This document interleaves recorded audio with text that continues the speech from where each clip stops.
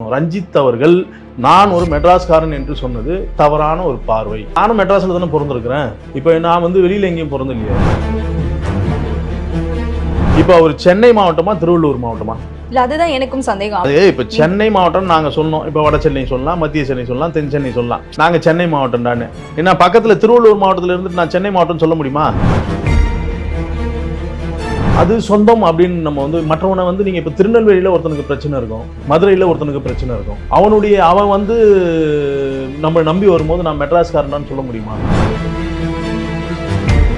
நம்ம மக்கள் பிரச்சனை நிற்கிறோம். நீங்கள் பேசுகிற அரசியல், நீங்கள் எடுக்கிற திரைப்படம் இன்னைக்கு வெறும் மெட்ராஸ்காரன் மட்டும் பார்ப்பானா? கிடையாது. மெட்ராஸை தாண்டி தமிழ்நாடு பார்க்கணும், ஆந்திரா பார்க்கணும், கேரளா பார்க்கணும், தென் மாநிலங்களில் பார்க்கணுன்றதை விட இந்தியா முழுமைக்கும் பார்க்கணும். ஏன் உலகளவில் இருக்கக்கூடிய தமிழர்கள், ஒட்டுமொத்த தமிழர்கள் இந்த படத்தை பார்க்கணும். அப்ப நான் மெட்ராஸ்காரன் சுருக்கிட்டா அனைவரும் இந்த படத்தை வந்து விரும்புவாங்களா? மொழி உணர்வு என்பது வேறு, வெறி என்பது வேறுன்னு சொல்லுவாங்க. அப்போ நீங்க மெட்ராஸ்ன்னு சொல்லும்போது உங்களுக்குள்ள ஒரு வெறி தானா ஏற்படும். எல்லாம் மாகாணமா இருந்தது தானங்க. அன்றைய சென்னை மாகாணமா இருந்தா அப்படி சுருங்கி சுருங்கி சுருங்கி சுருங்கி இன்னைக்கு வந்து அது உண்மையிலேயே வந்து நம்ம கிட்ட இருந்து பல நிலங்கள் பறி போயிடுச்சு. அதை பத்திலாம் நம்ம பேசுறது இல்லை. அவங்ககிட்ட நிறைய கற்றுக்கணும், நிறைய நம்ம வந்து அதை விவாதமாக்கணும், அதை வந்து நாம் கையில் எடுத்து போராடணும். மக்கள்கிட்ட ஏராள பிரச்சனைகள் இருக்குது. அதை நீங்கள் ஒவ்வொரு தனி மனிதரும், ஒவ்வொரு விடுதலை சிறுத்தைகளும் நீங்கள் கற்றுக்கொள்ளுங்கள் தான் சொல்லியிருக்காரு. மக்களுக்கு செய்தி சொல்கிற இடத்தில் இல்லை, அது தலைவர்கள் பார்த்துக்கணும். ஏன்னு கேட்டால் அந்த பார்வை வந்தால் அது ஒரு தூய்மைவாதம் தான் என்னை பொறுத்தவரைக்கும். தலைவர் சொல்வது போல களம் என்பது மோசமான ஒரு இடம். இன்றைக்கு பல படுகொலைகள் நடக்கிற இடம், பல அவதூறுகள் நடக்கிற இடம், பல இழி சொல்களை காண்கிற இடம். அந்த களத்திலே உண்மையாக நிற்கக்கூடிய இடத்தில் விடுதலை சிறுத்தைகள் திரைப்படங்களை தாண்டி.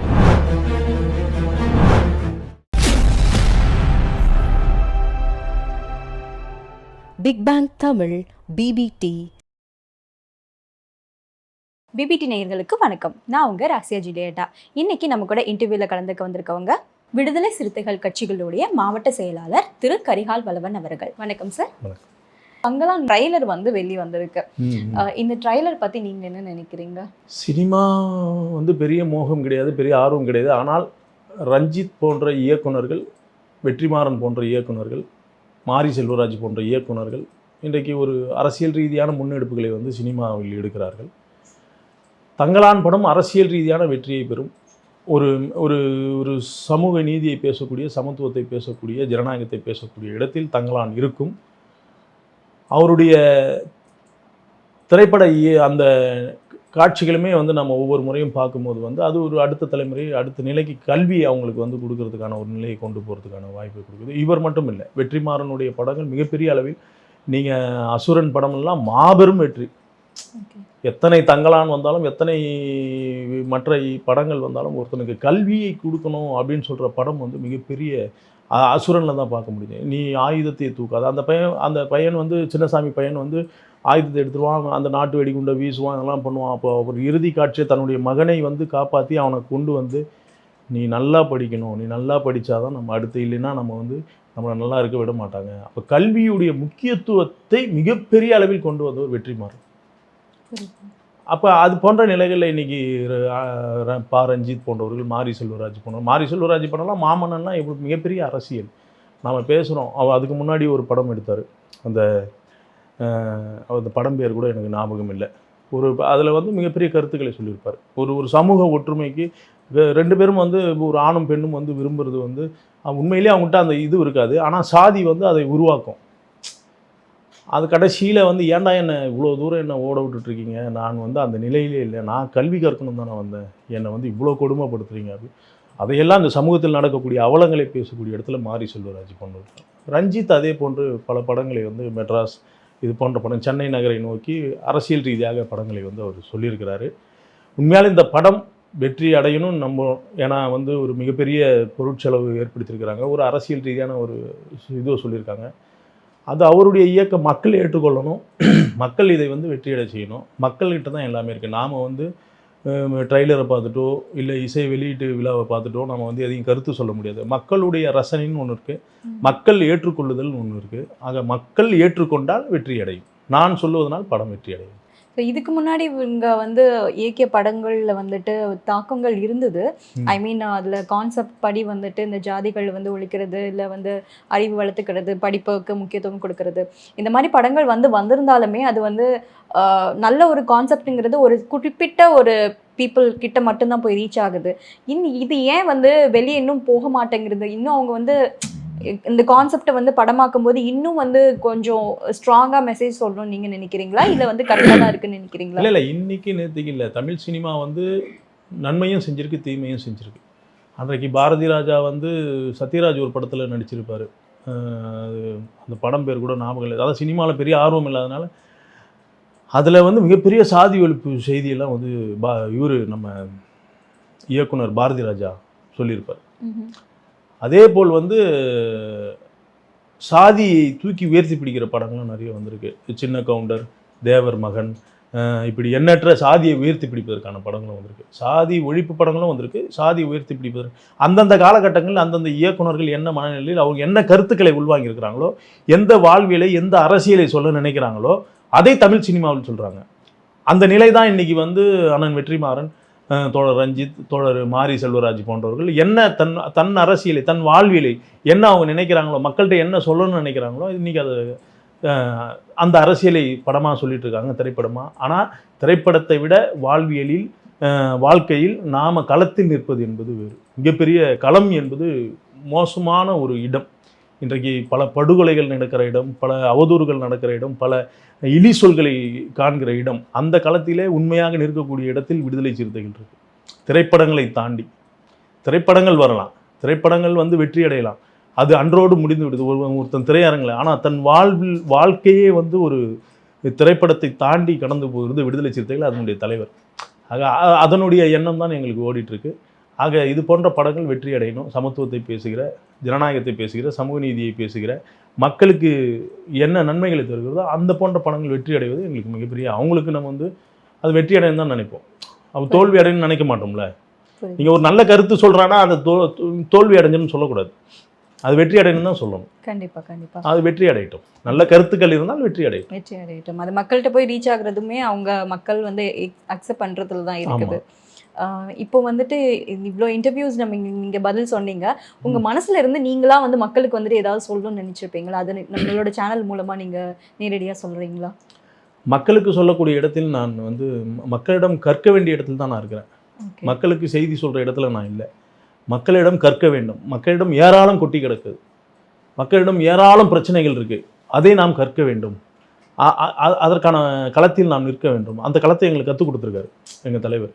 அவங்ககிட்ட நிறைய கற்றுக்கணும், நிறைய நம்ம வந்து அதை விவாதமாக்கணும், அதை வந்து நாம் கையில் எடுத்து போராடணும். மக்கள்கிட்ட ஏராள பிரச்சனைகள் இருக்குது, அதை நீங்கள் ஒவ்வொரு தனி மனிதரும் ஒவ்வொரு விடுதலை சிறுத்தைகளும் நீங்கள் கற்றுக்கொள்ளுங்கன்னு தான் சொல்லியிருக்காரு. மக்களுக்கு செய்தி சொல்கிற இடத்தில் இல்லை, அது தலைவர்கள் பார்த்துக்கொள்வார். இவங்களோட படங்கள்லாம் வந்து வெற்றி பெறணும்னு நீங்களும் விரும்புகிறீங்க. ஒரு கொஸ்டின் கேட்குறேன், நீங்கள் எந்த ஊர் சொந்தமாக உங்களுக்கு? என்னுடைய ஊர் மெட்ராஸ் தான், சென்னை தான். பேர் சொல்லலாமான்னு தெரியல. சரி, ரஞ்சித் சார் வந்து சொல்லும்போது வந்துட்டு நாங்கள் மெட்ராஸ் அப்படிங்கிற மாதிரி சொன்னார். பட் படம் வந்து வெற்றி பெறணும்னா எல்லாத்துக்குமே ரீச் ஆகணுங்கிறது எல்லாத்துக்குமே தெரியும். ஸோ இது நீங்கள் என்ன நினைக்கிறீங்க அதை பற்றி? இல்லை, அந்த கருத்தில் நாங்கள் வந்து முரண்படுறோம். ஏன் அப்படின்னு கேட்டால், மெட்ராஸ் அப்படின்னு சொல்கிறதுல வந்து அது பெருமை கிடையாது. இன்றைக்கி எல்லோருமே மெட்ராஸ் கிடையாது. முதல்ல மனித இனமே வந்து நீங்கள் பார்த்தீங்கன்னா மெல்ல மெல்ல நகர்ந்து நகர்ந்து நகர்ந்து நகர்ந்து வந்த இனம் தான் மனித இனம். எங்கோ ஒரு ஆப்பிரிக்காவில் தோன்றியிருப்பான். அவன் மெல்ல மெல்ல நகர்ந்து நகர்ந்து நகர்ந்து நகர்ந்து நகர்ந்து ஒரு வாழ்விடத்தை அவனுக்கு ஏற்ற முறையில் வாழ்விடத்தை அமைத்து அடுத்தடுத்த தலைமுறைகள் வந்த இதுதான். யாருக்குமே எதுவுமே நிரந்தரம் இல்லை.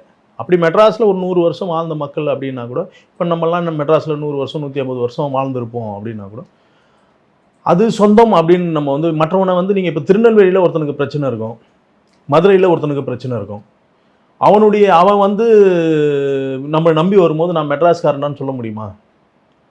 முடியாதில்ல. அவனுக்கான பிரச்சனையை தீர்க்கணும்ல. அவன் ஏதோ ஒரு பிரச்சனையில் இருப்பான், சாதிய பிரச்சனையில் இருப்பான், இல்லை மத ரீதியான பிரச்சனையில் இருப்பான், இல்லை சில பாலியல் ரீதியான பிரச்சனையில் இருப்பான். நான் வெறும் மெட்ராஸ்காரனுக்கு தான் பண்ணுவேன்னு சொல்ல முடியுமா? ஒரு வழக்கறிஞர் இருக்கிறாரு, ஒரு வழக்கறிஞர் போய் நான் வெறும் மெட்ராஸ்காரனுக்கு மட்டும்தான் வழக்கை வந்து எடுத்து நடத்துவேன்னு சொல்ல முடியுமா? அப்படி கிடையாது. நம்ம மக்கள் பிரச்சனை நிற்கிறோம். நீங்கள் பேசுகிற அரசியல், நீங்கள் எடுக்கிற திரைப்படம் இன்னைக்கு வெறும் மெட்ராஸ்காரன் மட்டும் பார்ப்பானா? கிடையாது. மெட்ராஸை தாண்டி தமிழ்நாடு பார்க்கணும், ஆந்திரா பார்க்கணும், கேரளா பார்க்கணும், தென் மாநிலங்களில் பார்க்கணுன்றதை விட இந்தியா முழுமைக்கும் பார்க்கணும். ஏன் உலகளவில் இருக்கக்கூடிய தமிழர்கள், ஒட்டுமொத்த தமிழர்கள் இந்த படத்தை பார்க்கணும். அப்போ நான் மெட்ராஸ்காரன் சுருக்கிட்டா அனைவரும் இந்த படத்தை வந்து விரும்புவாங்களா? முடியாதுல்ல. அந்த பார்வையே தவறானது. அது அந்த அந்த அந்த அந்த அந்த பார்வை வந்துட்டாலே நாமளும் வந்து ஏதோ ஒரு தூய்மைவாதம் பேசுகிறோன்றது அர்த்தம். இப்போ தலைவர் அடிக்கடி சொல்லுவார், இன தூய்மை பேசாத, அனைத்து மக்களிடமும் வந்து நம்ம வந்து இருக்கணும். இனம், மொழி வேறு, மொழி உணர்வு என்பது வேறு, வெறி என்பது வேறுன்னு சொல்லுவார். அப்போ நீங்கள் மெட்ராஸ்ன்னு சொல்லும்போது உங்களுக்குள்ள ஒரு வெறி தானாக ஏற்படும். பாதிக்கப்படும் போது உங்க கூட, இப்போ உதாரணத்துக்கு மதுரையில் இருக்கிறவர் என் கூட பக்கத்தில் நிற்பார். அவருக்கு பாதிப்புனா நான் மெட்ராஸ்காரன்னு சொல்லிட்டு அமைதியாக இருந்துட முடியுமா? திருநெல்வேலியில் இருக்கிறவரோ இல்லை மற்ற மாவட்டங்களில் இருக்கிறவரோ எல்லாம் மாகாணமாக இருந்தது தானேங்க. அன்றைய சென்னை மாகாணமாக இருந்தால் அப்படி சுருங்கி சுருங்கி சுருங்கி சுருங்கி இன்றைக்கி வந்து அது உண்மையிலே வந்து நம்மகிட்ட இருந்து பல நிலங்கள் பறி போயிடுச்சு. அதை பற்றிலாம் நம்ம பேசுறதில்ல. திருத்தணி மட்டும் கொடுத்துட்டு நம்மளுக்கு திருப்பதி எடுத்துட்டாங்க. இப்போ அது சென்னையாக மாறிச்சுன்னா மெட்ராஸாக இருந்தால் இப்படி சூழ்நிலைலாம் நம்ம பார்க்கக்கூடாது. நம்ம பார்வை வந்து விரிந்த பார்வையாக இருக்கணும், விசாலமான பார்வையாக இருக்கணும். நாம் அதிலிருந்து அரசியலை பேசணும். ரஞ்சித் அவர்கள் நான் ஒரு மெட்ராஸ்காரன் என்று சொன்னது தவறான ஒரு பார்வை. எல்லோருக்கும் அந்த ஒன்று, நானும் மெட்ராஸில் தானே பிறந்திருக்கிறேன். இப்போ நான் வந்து வெளியில் எங்கேயும் பிறந்த இல்லையா. எங்கள் அம்மா பிறந்திருக்காங்க, எங்கள் அப்பா பிறந்திருப்பார். அதுக்கு தலைமுறை தான் கிராமத்தில் இருந்திருப்பாங்க. இப்போ திருவண்ணாமலை மாவட்டத்தை சார்ந்தவங்க எங்கள் தாத்தா பாட்டியெல்லாம் அப்படி வரும். அதுக்கு ஆனால் எங்கள் அப்பா எங்கே பிறந்தார், நான் எங்கே பிறந்தேன், என் உடன் பிறந்தவர்கள் எங்கே பிறந்தாங்க, மெட்ராஸ். ஆனால் எனக்கு ஒரு காலமும் அந்த எண்ணம் வந்ததில்லையே. எங்களுக்கு அந்த பார்வையே வந்ததில்லை. ஏன்னு கேட்டால் அந்த பார்வை வந்தால் அது ஒரு தூய்மைவாதம் தான் என்னை பொறுத்தவரையும். தலைவர் சொல்வது போல் நீங்கள் எந்த அளவுக்கு வந்து ஒரு மொழியை வந்து ஒரு தூய்மைவாதம் பேசுகிறீங்களோ, அதாவது இன தூய்மையை பேசுகிறீங்களோ, அப்போ அந்த பார்வை தான் இந்த மெட்ராஸ் பார்வை. ஆக அவர் கொண்டு வந்த அந்த பார்வை, நான் மெட்ராஸ்காரன் சொன்னது தவறு. நல்ல இயக்குனர், நல்ல ஒரு பெரிய வளர்ந்து வரக்கூடிய இயக்குனர்களில் முக்கிய இயக்குனர்களில் ஒருவர். அவருடைய படங்களை வந்து எல்லோரும் பார்க்கணும். இதுதான் எங்களுடைய நல்ல எண்ணம். ஆக அந்த பார்வையில் முற்றிலும் எங்களுடைய பார்வை வேறுன்றது சொல்கிறேன். இப்போ அவர் மெட்ராஸ்ன்னு சொன்னது வந்துட்டு மெட்ராஸ்காரங்களுக்கு மட்டும்தான் நான் சப்போர்ட் பண்ணுவேன் அப்படின்னு சொன்ன மாதிரி நீங்கள் நினைக்கிறீங்களா? இல்லை, அது அப்படி தானே அர்த்தம் புரிஞ்சிக்க முடியுது. நான் மெட்ராஸ்காரன்டான்னா என்னது, அப்புறம் அங்கே திருநெல்வேலிக்காரன்டான்னுவான், ஒருத்தன் மதுரைக்காரன்டான்னுவான். புரியுது. எல்லா காரணம் சட்டசபைக்கு இங்கே தானே வரணும் ஜெயிச்சா. புரியுதா இல்லையா? நீ இப்போ சப்போஸ் நீங்கள் வந்து ஒரு தலைவராக உங்களால் வந்து ஒரு படம் எடுக்கணும், நீங்கள் மெட்ராஸில் மட்டுமே படம் எடுத்துருவீங்களா? நீங்கள் போய் திருநெல்வேலியில் படம் எடுக்க மாட்டீங்களா? மதுரையில் போய் படம் எடுக்க மாட்டேன், மெட்ராஸ்காரன் நாங்களாம் வந்து எடுக்க மாட்டேன்னு சொல்லுவீங்களா? ஒருவேளை அவர் சொன்ன இந்த மெட்ராஸுங்கிற வார்த்தை வந்துட்டு, ஏன்னா ஒரு பக்கம் சொல்கிறாங்க மெட்ராஸுங்கிறது வந்துட்டு ஒரு காலத்தில் வந்து தென்னிந்தியாவில் இருந்துட்டு வட இந்தியா வரை வந்து பரவி இருந்ததுன்னு சொல்கிறாங்க. அந்த ஒரு மனசில் வச்சுட்டு ஒருவேளை அப்படி சொல்லியிருப்பாரு மெட்ராஸுங்கிறது? இல்லை, சென்னை மாகாணம் அன்றைக்கு தலைவர் பல மேடைகள் அதை விளக்கியிருக்காரு. மாகாணங்கள் வந்து இன்றைக்கி பல மாகாணங்கள் இருந்தது. ஹைதராபாத், நிஜாம், அந்த மாகாணம், சென்னை மாகாணம், நீங்கள் இப்படி போனால் இப்படி பல மாகாணங்களை வந்து மும்பை மாகாணம்னு சொல்லலாம். மாகாணங்கள் பல இருந்தது. அதான் எல்லை விரிவடைந்து நிலப்பரப்பு வச்சு தான் நம்ம கணக்கு போடணும். எல்லை விரிய விரிய விரிய விரிய எல்லா மாவட்டங்களாக சுருங்கி இன்றைக்கி வந்து சென்னைன்றது ஒரு மாவட்டம், பக்கத்தில் செங்கல்பட்டுன்றது ஒரு மாவட்டம், திருவள்ளூர் என்பது ஒரு மாவட்டம், காஞ்சிபுரம் என்பது ஒரு மாவட்டம். இப்போ அவர் சென்னை மாவட்டமா திருவள்ளூர் மாவட்டமா? இல்லை, அதுதான் எனக்கும் சந்தேகம். அவர் வந்து சென்னைக்காரன்னு சொல்லாமல் மெட்ராஸ்ன்னு சொல்லியிருக்க, மெட்ராஸின்னு சொல்லியிருக்காருல்ல. அப்போ வந்துட்டு அது இப்போ சென்னை மாவட்டம் நாங்கள் சொன்னோம். இப்போ வட சென்னை சொல்லலாம், மத்திய சென்னை சொல்லலாம், தென் சென்னை சொல்லலாம். நாங்கள் சென்னை மாவட்டம்டான்னு. ஏன்னா பக்கத்தில் திருவள்ளூர் மாவட்டத்தில் இருந்துட்டு நான் சென்னை மாவட்டம்னு சொல்ல முடியுமா? சொல்ல முடியாது. ஏன்னா என்னுடைய பிறப்பிடம் வேறாக இருக்குது. நம்ம வந்து இங்கே வந்து வாழ்ந்துருக்கலாம், இங்கே வந்து நம்ம இருந்திருக்கலாம், நம்ம ஓடி ஆடி விளையாடி இருக்கலாம். ஆனால் என்னுடைய பிறப்பிடம் எது? இப்போது நீங்கள் உதாரணத்துக்கு மறைந்த முதல்வர், முன்னாள் முதல்வர் முத்துவேல் கருணாநிதி அவர்கள் வந்து நாம் என்ன சொல்கிறோம், அவர் பிறந்த இடம் நாகப்பட்டினம் மாவட்டத்தில் திருக்கோலையில் பிறந்தார் அப்படின்னு சொல்கிறோம். அப்போ அவர் ஒரு கிராமத்தில் பிறந்திருக்கிறாரு அப்படின்னு. அவர் அப்போ எந்த மாவட்டத்துக்கு வராரு? அவர் தானே தமிழ்நாட்டினுடைய முதல்வராக இருந்தார். ஐயோ நான் மெட்ராஸுக்கு போக மாட்டேன், அங்கே அப்படி இது பண்ண மாட்டேன்லாம் இல்லையா. எப்பயுமே விரிந்த பார்வை இருக்கணும். தவறானது அவர் அதை திருத்திக் கொள்வார். நல்ல மனிதர். என்னோட கேள்விகளுக்கு மிக பொறுமையாக இருந்து எனக்கு சரியான பதில் கொடுத்ததுக்கு ரொம்ப நன்றி. வணக்கம். Big bang Tamil BBT